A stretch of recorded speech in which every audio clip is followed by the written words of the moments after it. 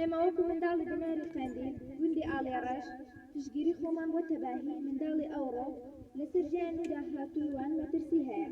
لەسەر هەموو منداڵی کورد ئەو مەترسی ژیان هەیە.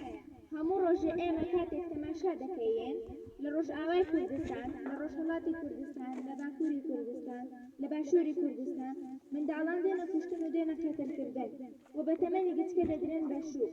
دەڵێن مافی منداڵان بەپارێزن. ئەو قەتڵ و حامە لەسەر منداڵی کورد لە بەرچاوی هەموو دنیا دەکرێت. ئەوان مافیان نییە بچنە مەکتەب و پەروەردەی خۆ بخوێنن. ئەوەش مافی هەموو منداڵانە پەروەردەی خۆ بخوێنن.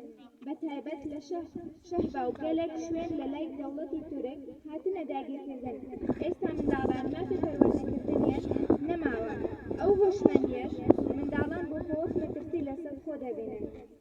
ئێمە وەکو منداڵی بناری قەندیل دڵیمە لەگەڵ ئەو منداڵانەیە. ئێمەش دەنگی خۆبەرز دەکەین بۆ هەموو منداڵی کورد. حەزمان لێیە هەموو منداڵی کورد لە کۆڵان و ماڵی خۆیان یاری بە ئازادی بکەن.